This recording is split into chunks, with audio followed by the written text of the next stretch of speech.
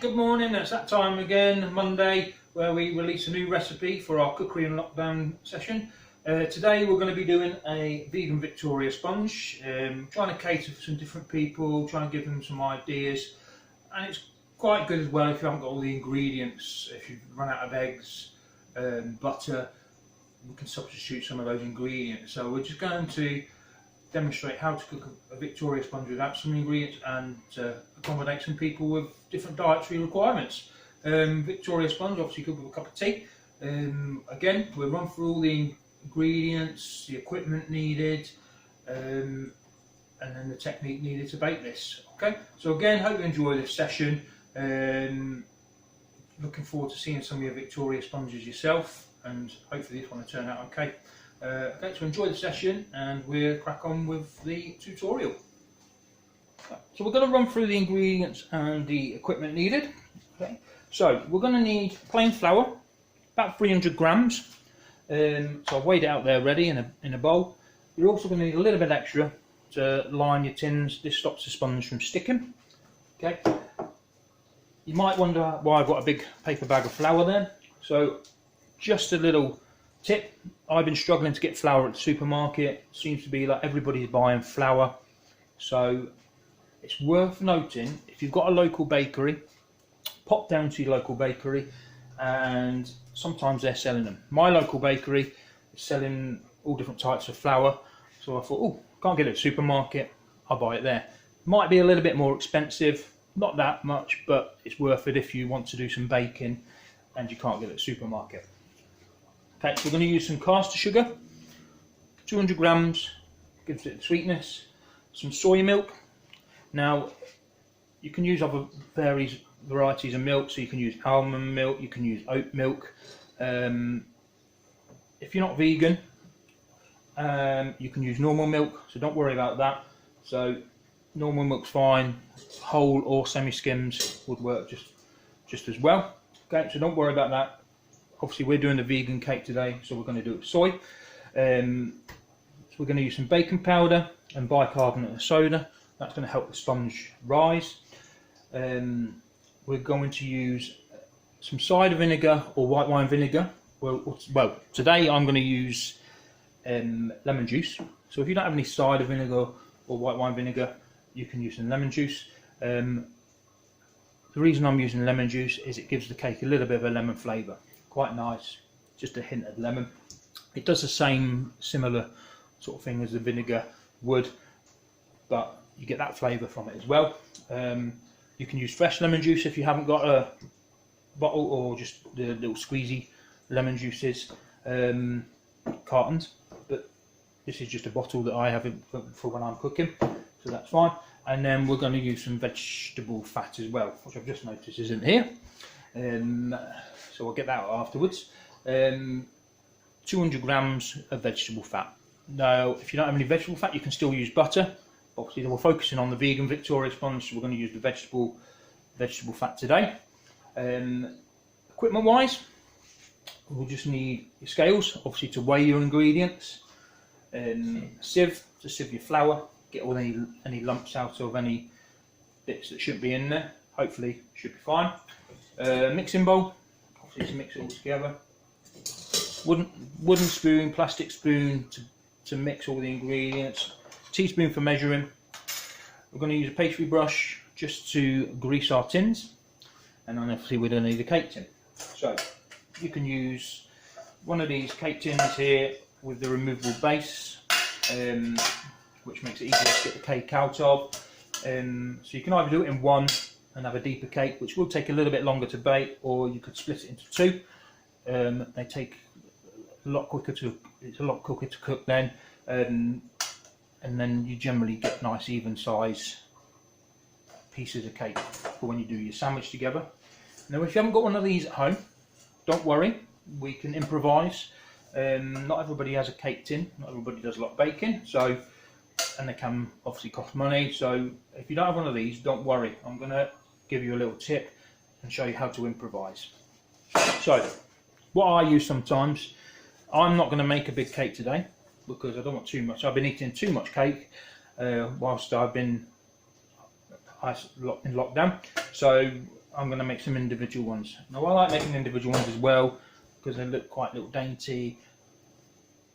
You can have one little cake just to yourself, and also I like to give it to the neighbours, and it helps with like the mental health, cheering people up. And we like, during lockdown I've been doing a lot of baking and cooking, and we've been popping stuff on our neighbours' doorsteps just to get that little happy feeling around. So instead of using a cake tin, we can use these condensed milk tins. So all you do, just make sure we've got the top off and it's nice and smooth, clean. Give it a good clean, give it a good dry, make sure there's no little rust spots in there, and we can use these. These are really good. You just grease inside, a little bit of flour, and the cake should come out perfect. Okay, and they're nice little dainty cakes, which hopefully I'll show you when you're done. If you haven't got those, you can use baked bean tins, soup tins, kidney bean tins. Just improvise again. Just take the tops off. If you want, you can take the bottoms off as well, and you can use these as your cake tins, and they're really good. These are like the bigger size tins, and you just take them. If you obviously take the bottom off, you're going to need to put some grease proof on to stop the leakage of the cake, and then just a rubber band or something around, some string to tie it on. But I'm going to use the carnation tins today, and we'll get lots of little different. Probably get about six to 8 cakes out of a mix for them. Okay, so again, don't worry if you haven't got a cake tin. You can use bean tins, etc. for those sort of things. So just improvise, see what tins just give them a good clean, and remember that. So now we've done that, we're going to go on to the instructions, and I'll show you how to make the cake. So first job we need to do is get our tins ready. Okay, so again, if you've got a cake tin, you just do similar to your cake. We're going to grease them and just lightly flour them, and this will stop the sponge, hopefully, from sticking to the tin. So we're going to need our pastry brush and our little bit of vegetable fat, and all we're going to do, dip your pastry brush in the fat, not a lot, and we're just going to grease our tins. So make sure you get right into the corners using your brush and just grease the sides. Okay, so give it, you don't need a lot of butter in there, you're just lightly greasing it. Okay, so make sure we get into the bottom corners, and we're just lightly greasing that tin. So we're going to repeat that with all the rest of them. Just get into the corners and make sure we're greasing them, the sides as well. Just saves putting paper into each, cutting up paper and trying to squeeze them in. It just saves on paper, and the cake should still slide out nice and easy. So carry on doing that, and then we'll go on to the next stage. Okay, so getting the last tin grease now. Remember not to put too much fat in there, otherwise it will clump with the flour and you'll get like a little clumpy floury fatty buttery mix in the bottom. So you just want it lightly, as long as you're into the corners and you've got it nicely lightly greased. So they're now greased. Okay, so now we're going to put some flour on there just to stop the cake from sticking. So let's move those to one side. I always put a little bowl underneath or something to catch the flour. So with your extra flour that you put in a ramekin or a little dish, just pop it into one of the tins. Okay, and then just turn so you've got a nice coating of flour, and then all I do is tip it into the next one. Give it a really good tap, so you can see it's just lightly floured. You don't want too much flour in there, we don't want any clumps of flour in there once it's baking, otherwise you get like a big clump of flour in the corner and it can be unpleasant. So just a really light flour. Give it a really good tap onto the other tin, and then we're going to carry on, and we're just going to use that flour to try and do all the tins. Though I only put the bowl underneath, it catches any flour that you may drop and it's not getting on your worktop, and it keeps it a bit tidier. So again, just tap it into the next tin. So again, nicely floured, pop it to the side, and then keep doing the same until they're all done. So on the last one now.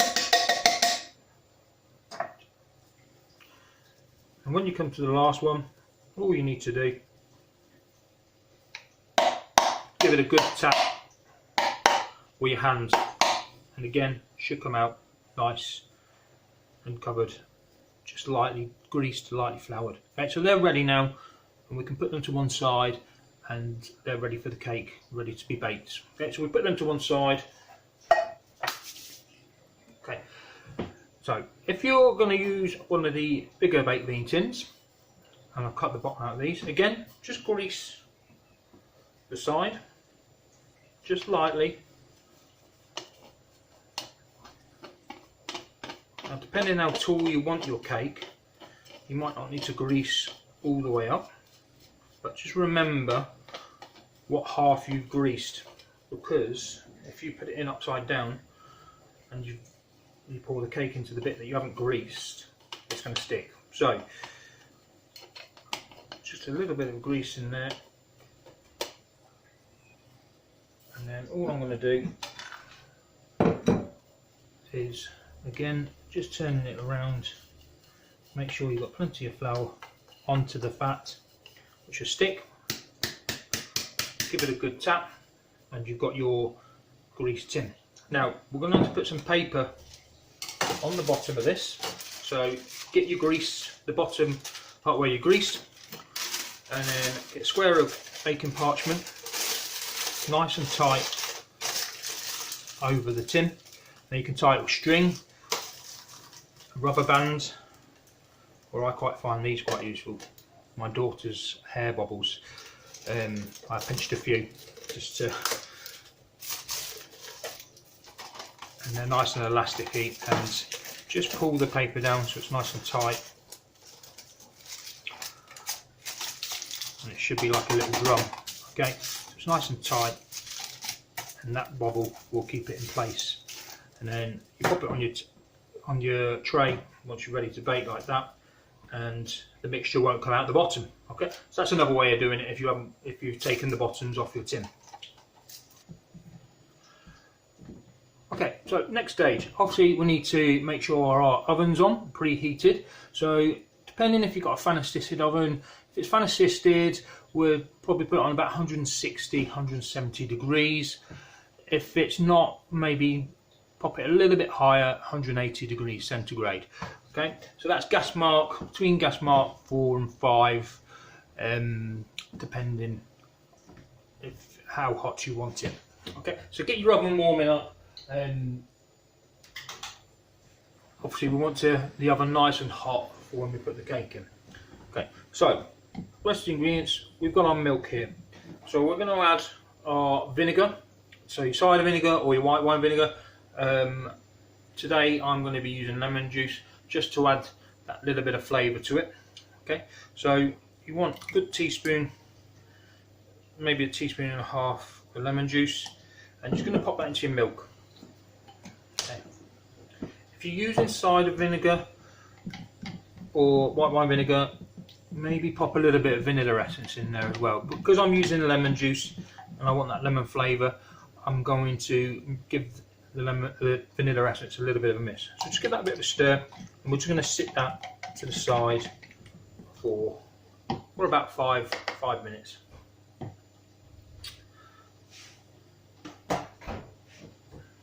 So whilst that's doing, we're going to get our vegetable fat, pop that into a bowl. So we've got 200 grams there. So you could use Flora, which would be fine. So as long as if it's for vegans, just use your vegetable fats. Again, you can use butter if you want to. And then we're going to add our sugar, so 200 grams of caster sugar.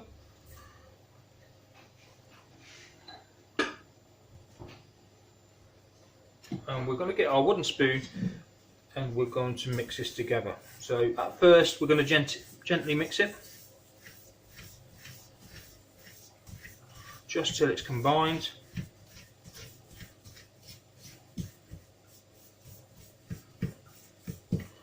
And once we start getting mixing in, we're going to give it a bit more vigorous mix. So we can do that now. So we're also going to give this a good mix, and you want to mix it for a good 2 or 3 minutes until it goes pale and fluffy. Okay, so we're really going to give that a good mix, so it's nice and pale and fluffy. The sugar is going to be absorbed into the fat, and hopefully we shouldn't have any lumps of sugar in there. So just get your hand, you're going to get a bit of muscles for this.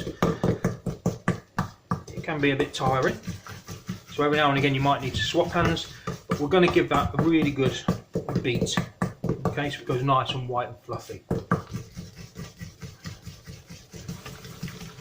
Okay, so we're mixing this now for 3 or 4 minutes now, and it's changed colour, the sugar's started to be absorbed, it's nice and fluffy and it's pale. Okay, so we want that nice pale colour. Okay, so what we need to do, just scrape down the sides.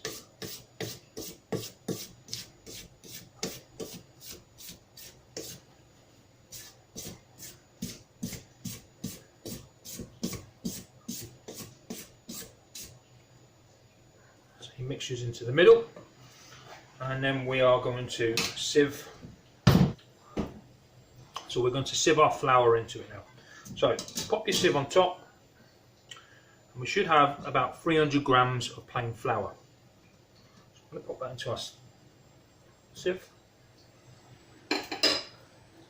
So we want also 2 teaspoons of baking powder,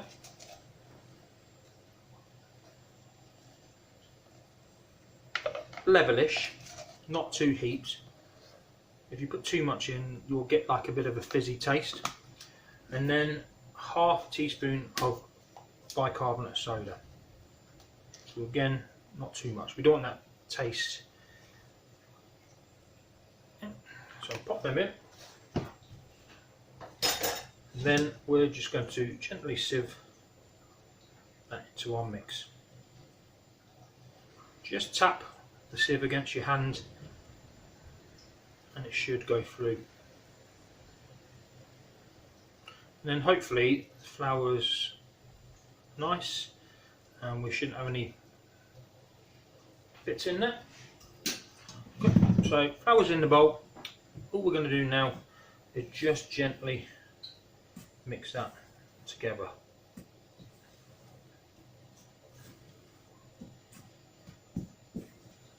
So the baking powder and the bicarbonate of soda, they're going to help the cake rise. Sieving the flour should just make the cake a little bit lighter.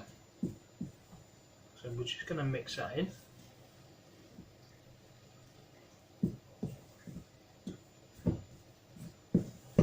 And it should start to form a paste. Okay.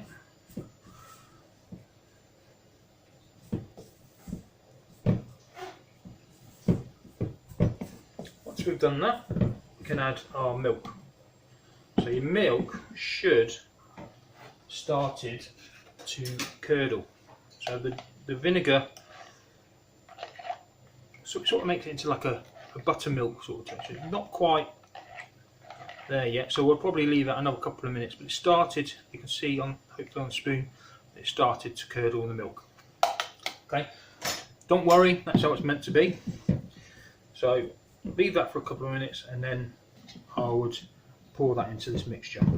It might be worth putting the vinegar or lemon juice into your milk quite a little bit before you're going to make the mixture.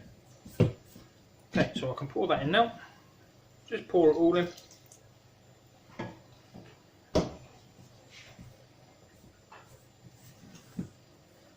And we're going to give that a really good mix together.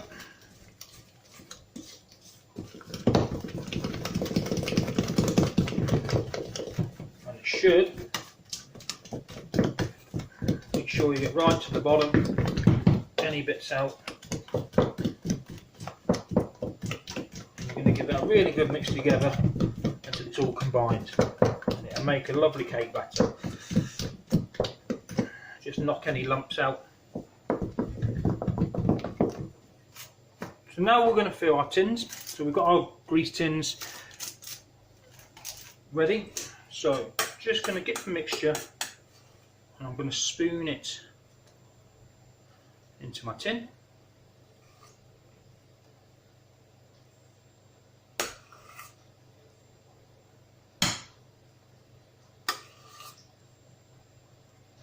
And we're just going to don't fill them too much. I'd probably, if you're going to do for the big baked bean tins, I'll probably do about a quarter full, because remember the cake's going to rise, so we don't want them to be coming over the top. And again, if they're too high, they tend to bake a little bit uneven. They might be a bit raw in the middle whilst they're browning on the outside, so try not to overfill your tins. I've also done my little tins. So I filled them about a third full, I'd say. Again, a quarter to a third full. And they're pretty much ready to go in the oven now. So we'll just fill them up. Make sure, again, if you've got sandwich tins, split them between 2 tins, nice and even, or 1 tin. Obviously that's going to take longer to bake. Before we put them on the tray and in the oven, all we need to do is give them a good tap, and all that does is helps level them off slightly, although they will level off in the oven when the mixture sort of goes soft before it bakes, and it gets any air bubbles out, any big air bubbles, so you won't have like big air bubbles in the cake. So just give them a good tap before you put them on the tray. Once you've done that, pop them on the tray and they're ready to go in. So these little ones will probably take about 15 to 20 minutes. The slightly bigger one, again 20 minutes, but if you've got the sandwich tins, they could take between 20 and 30 minutes. So it just depends on your oven and how big you make them. Okay, so just keep an eye on them. Try not to open the door. I usually put them in, the smaller ones in for 15 minutes, have a little bit of a check, and then if I need to put them in a little bit longer, I will do. But don't open and close the door too much, otherwise they just sink down and you'll lose that rise. Okay, so they're ready to go in the oven. We'll bake them and then we're going to the next stage. Okay, so while they're baking, we can get the filling ready if you want. Obviously we're just going to use jam. If you wanted to, you could just do a traditional Victoria sandwich, which is just jam in the middle, sponge bottom and top. Sometimes people like to add buttercream. In the recipe we've done buttercream, which is 150 grams of your vegetable margarine, and you beat it together with about 300 grams of icing sugar. Try to use icing sugar. If you use caster sugar, it becomes grainy, but icing sugar is a bit more fine, it comes nice and soft. And then you'd add a little bit of vanilla essence to that, and you could use that. Now I have not got as much vegetable spread, margarine or butter left, so I've got a bit of cream in here, and I'm going to use like a cream mixture. So you can get some Elmley double cream, and I do believe they do like a vegan version, so you could like a vegan cream. So we're going to make a nice fresh cream centre for mine. Okay, so just going to pour that into a mixing bowl.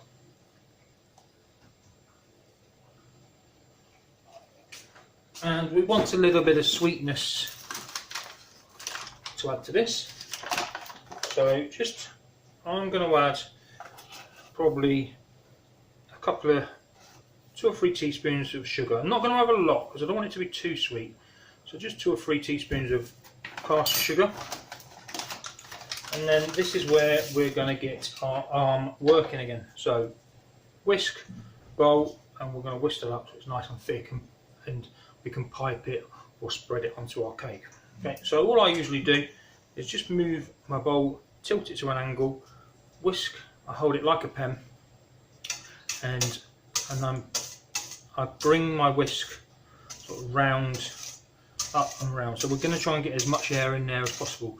Obviously I'm doing this in slow motion, we would do that, and a lot of people whisk like that, you're not getting much air in. If you're lifting it up and down, you're incorporating some more air into it, because you're, with it being flat, you're just stirring it. So really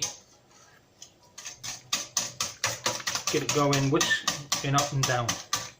So lift it up and down, but really in a quick motion, and it should whisk quicker.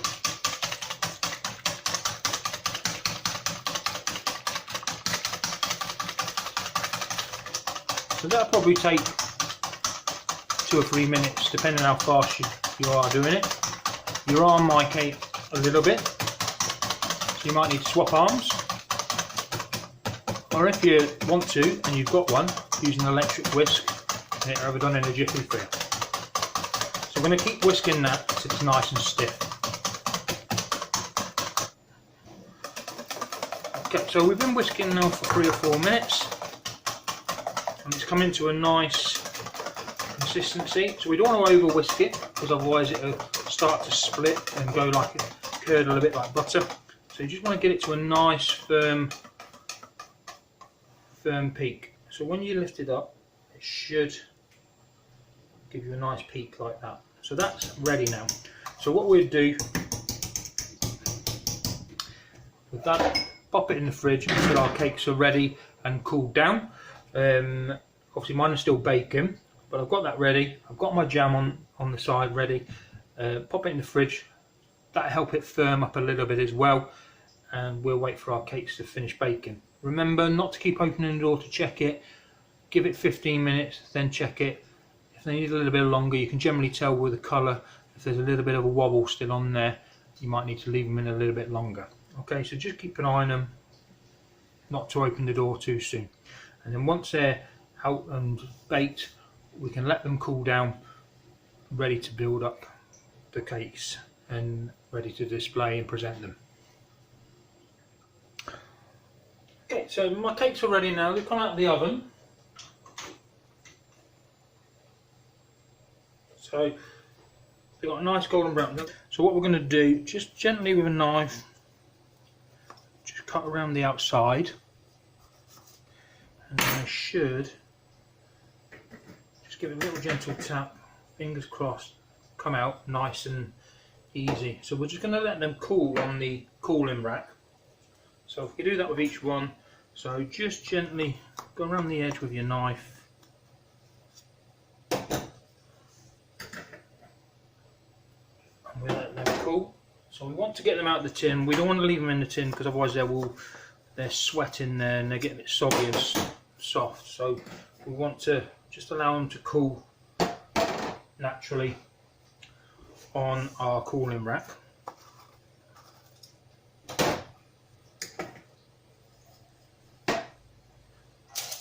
And then with your tin that you put the hair bubble around, it should just take the paper off, and it should just come out. You can peel that off, so you've got your different size one there. So we're going to allow them to cool so they're nice and the heat's gone out of them, because obviously if we put the cream in there now, it's going to just go soft and just dissolve into the cake. So we want to make sure they're nice and cold before we fill them. Okay, so just leave them on your cooling rack, let them cool down, and then we'll come back to them afterwards. Right, the cakes are cooled down now, so we're just going to cut them into half. Now they have sunk slightly in the middle, because I probably did check them a little bit too early. So that's what happens sometimes, it does sink down a bit. So we'll do, get a chopping board and a serrated knife, find the middle, and we're just going to gently slice through. Oops. Okay, so we've got them in halves. So we're going to do that with all of them. So I tend to just turn it slightly. Now probably just maybe slightly gone a bit too far on these as well, because they're a bit crisp on the outside. It's a little bit of a new recipe for me, this, a vegan one. I don't usually do a vegan one, but I thought it would be quite nice, obviously, to try for the people that are vegan. So we've been learning this recipe myself as well. So probably I opened the door just a little bit too early and probably just baked them a little, because they are quite crisp on the outside. They're not too bad, but it's a learning curve. So I probably, maybe, I did actually bake them for about 25 minutes. So I'll probably maybe bake them for about 20 to 22 minutes, but not open the door as early. So we're just going to cut all these in half.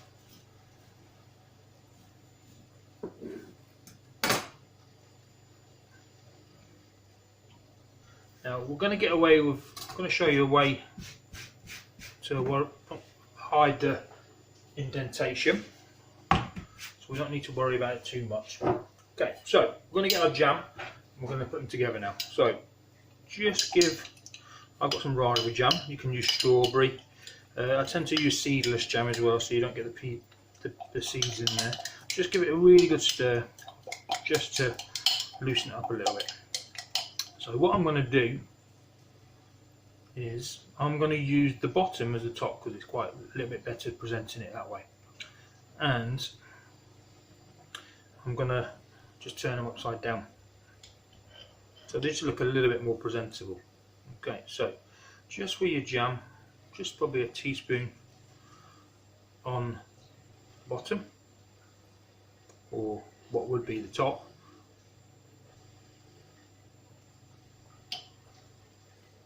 So not too much.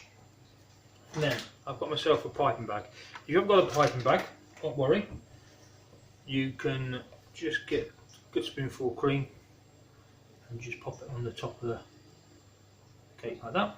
Just don't worry about it too much, because remember, you're going to put the lid on so it's not hiding too much of the presentation, and then just pop it on the top. So you can see there you've got your cream Victoria sponge.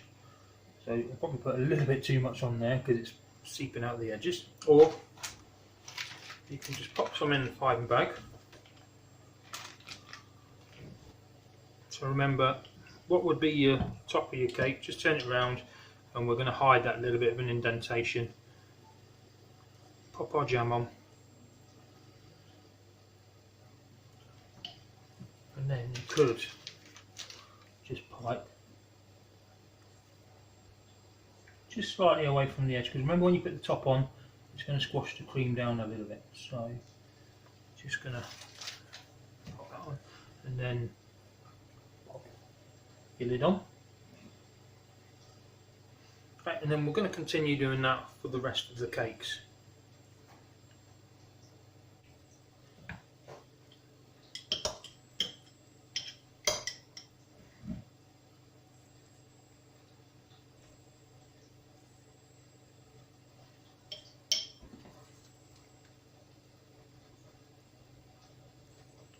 We're just going to do this until we've done them all, and then we're going to finish them off with a dusting of sugar. So all I would do, just a bit of caster, you can do this with icing sugar or caster sugar, just a good, I've got caster sugar here, so you've got a nice dusting of caster sugar on there, and then they're ready to be served. So if you wanted to, you could flavour the cream as well. So you could put a little bit of lemon in there just to complement what you put in the sponge, or just leave it as vanilla, or I've just done a little bit of sugar with the cream, because I think that's just far enough. You've got the lemon in the cake, you've got the raspberry and the cream, and I think they all go quite well together. So again, you could dust it with icing sugar. I think it's quite nice just with a little bit of caster sugar.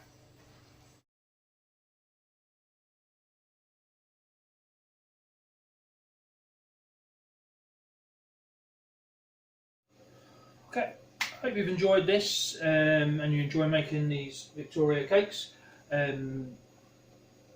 Please remember to maybe give us a bit of feedback, what you thought of the dish, how it tasted, etc. send us a photo of your finished cake in, if that's okay. And then obviously keep an eye out for any future recipes, as we're continuing doing this till the end of the college term. So we're going to go quite a few more recipes. Again, any suggestions, please leave a comment on the YouTube video. If there's anything in particular you might want to see me make or want some ideas, so do please leave suggestions. Open to any ideas. Hope you enjoy and stay safe, and we'll see you soon.